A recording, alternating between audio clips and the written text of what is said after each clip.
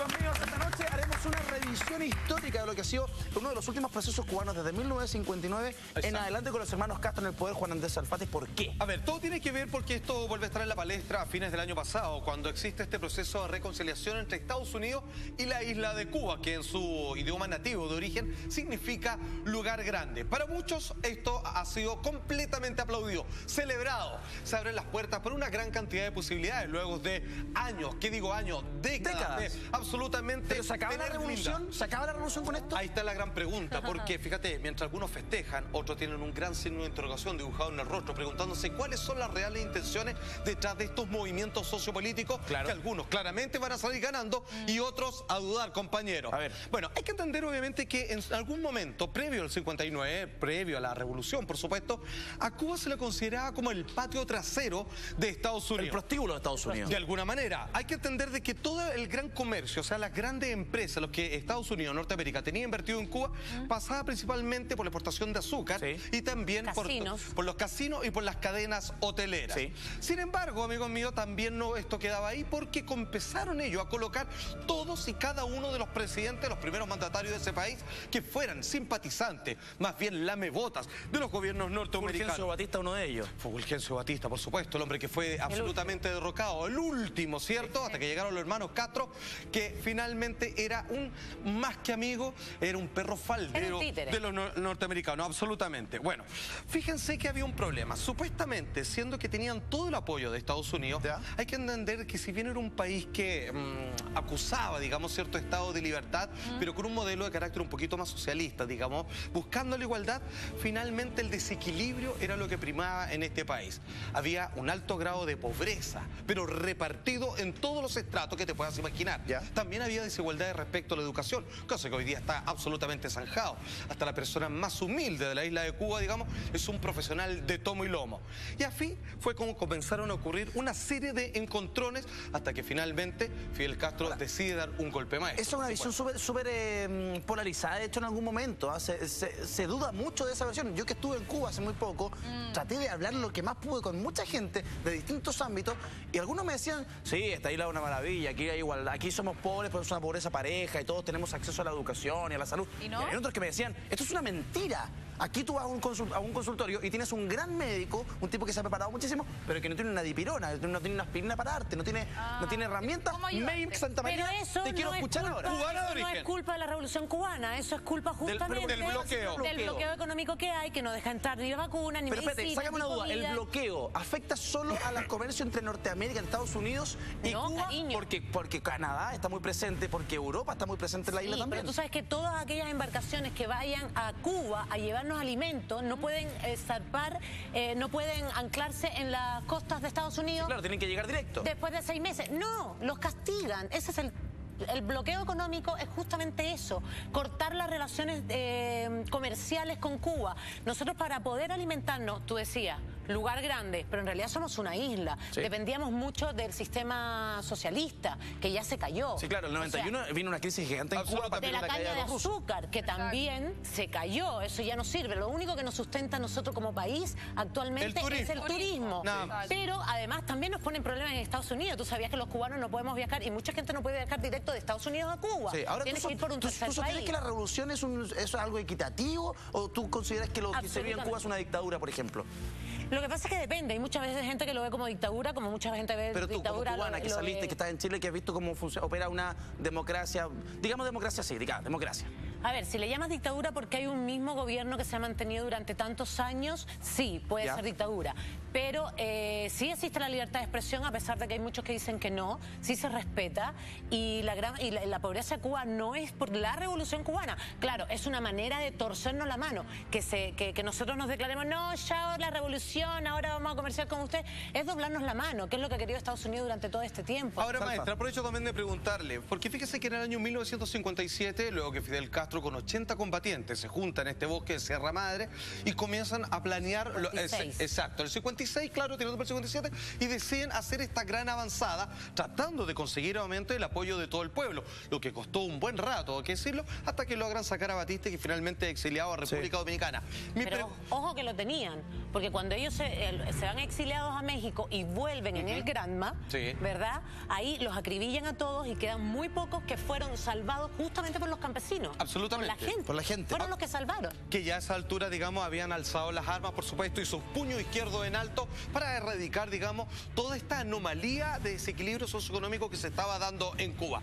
La pregunta, amiga mía, fíjense que ya de ese momento la revolución comienza a cultivarse, comienza obviamente a referirse a esta idea de el patrimonio social, cultural, propio de este país que tiene que autosalvarse y retirarse, por supuesto, de esta participación con los norteamericanos. ¿A usted en la educación le enseñaban a ver, por ejemplo, como muchos dicen, a los gringos como enemigos, como aquellos que son de alguna manera los que implantaron las raíces de todos los males sociales en el país? Claro que sí. Si nosotros ya veníamos de la guerra de la independencia que era contra los españoles, y ya estaba ganada la guerra. Y por la ayuda de los norteamericanos. Eso es lo que se dice, eso es lo que la historia dice. ¿Pero eso es una realidad o es un cuento gringo? Ellos ya estaba ganada, y es un cuento gringo, ya estaba ganada la guerra de la independencia contra los españoles y ellos llegan como a intervenir. Al remate. Ahí dicen las malas lenguas, porque esto lo escuché por otro lado, no por los libros en Cuba, que teníamos dos alternativas, o aliarnos a Estados Unidos o aliarnos a los soviéticos. Y en ese minuto se fue por el lado de Estados Unidos, que ahí es donde viene la enmienda Platt, que nos ponen el forrazo de la base de Guantánamo, que hasta el día de hoy están ahí en un lugar estratégico, es donde llegan todas las... Sí, que es impresionante que algo como así sigue existiendo hoy día. Exactamente, porque es un tratado de largo aliento y no sé qué. Y aparte, no eso, se cumplía en el 2002, en el 2000 se supone que ya no iba más la base de Guantánamo, y sigue ahí, porque Cuba se va a poner en guerra con Estados Unidos, que estamos al lado, nos hacen pedazos, un 2x3. Entonces no nos quedó otra que bancarnos. Ahora aquí viene lo que tú acabas de plantear, algo muy interesante, porque estamos ahora en el año 1960-61 y comienza obviamente toda esta tensión por una posible guerra termonuclear que podría partir en esta batalla que debería realizarse entre Cuba y Estados Unidos. Mal que mal, los soviéticos utilizaron como campo estratégico, que obviamente estando al lado. De ahí venía el tema. O sea, tú bien sabes, digamos, que incluso los pilotos de guerra de Cuba a veces cuando se levantan en los aviones pueden ver frágilmente, digamos, las costas de Miami. Están a 180 kilómetros. Absolutamente. Están ahí. Es algo completamente visible. Bueno, en 1975, amigos míos, Fidel Castro en Nueva York, después de que remitimos toda esta crisis de los misiles, da una conferencia en Nueva York ante las Naciones Unidas y para que vayamos entendiendo cómo son las palabras de este gran monarca, de alguna manera liberador, y para otros, digamos, quien implantó un cierto estado de tiranía que aún subsiste. Atención, amigos míos.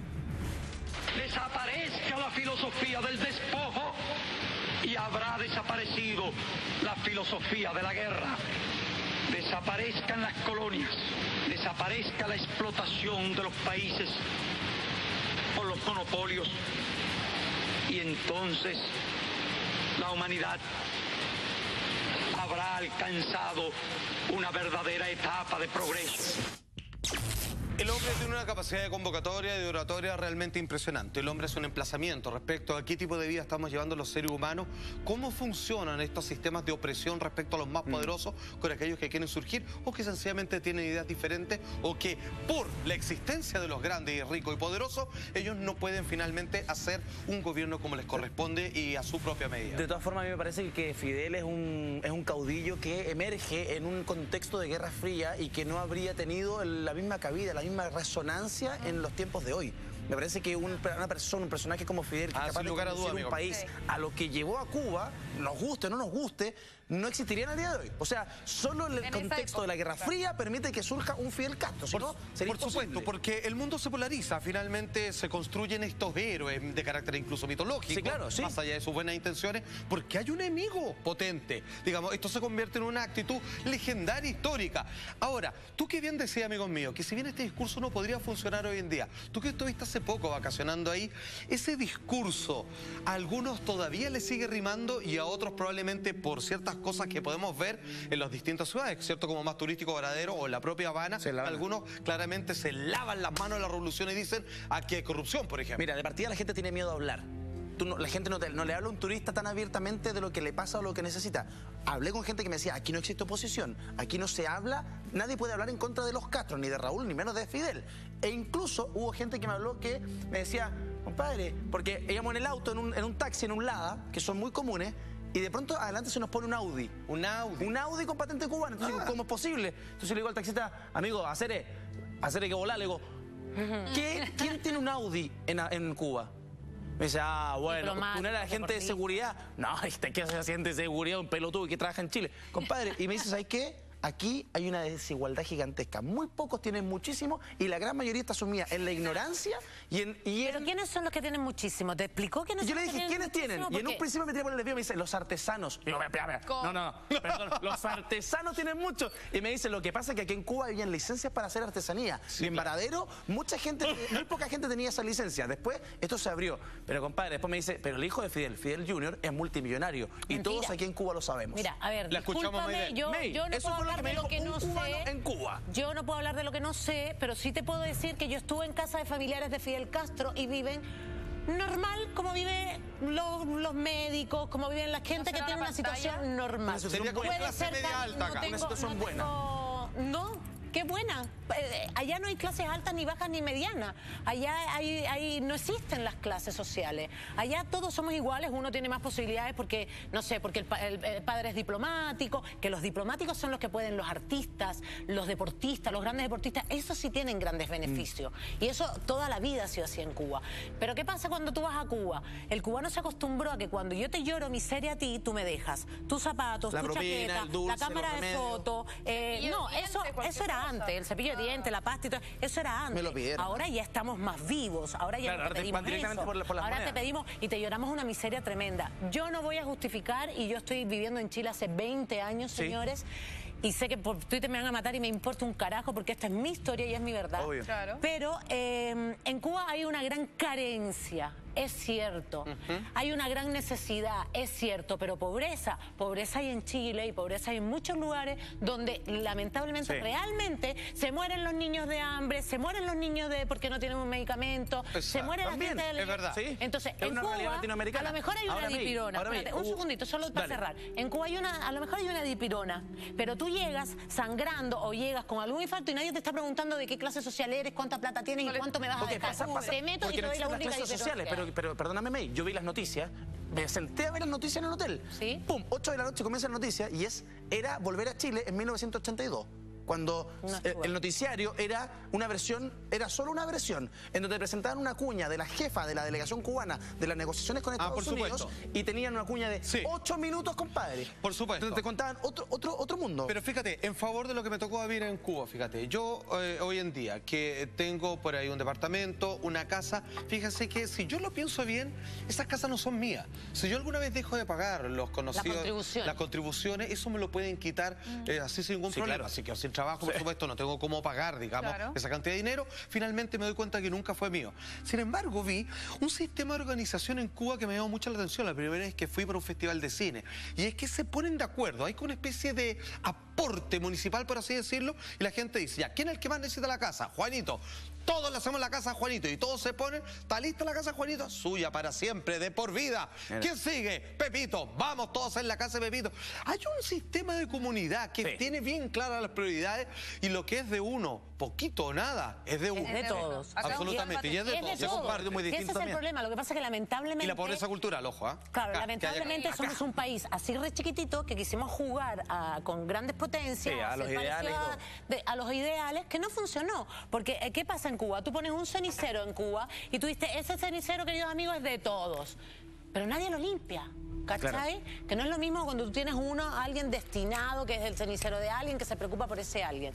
Yo no quiero justificar, señores, hay millones de problemas y millones de falencias en Cuba, pero una de las cosas que que prevalece y que vale la pena en Cuba es justamente el hecho de que no se mueren los niños de hambre, no se mueren los niños por falta de medicamentos, y la gran pobreza de Cuba es lamentablemente por los Estados Unidos. Excelente, amiga mía. Atención, temas que quedan pendientes para nosotros respecto a este interesantísimo sistema cronológico que hemos hecho respecto al estado de Cuba. Pues bien, ¿qué pasa con la pobreza? ¿Qué pasa actualmente con la educación? ¿Qué pasa con los emigrantes, aquellos que han logrado arrancar de su país y aquellos que intentan después volver. ¿Cuál es el futuro para la isla ahora que ha vuelto a hacer las paces con Estados Unidos? Todo eso lo hablaremos en otra ocasión, porque mi amigo...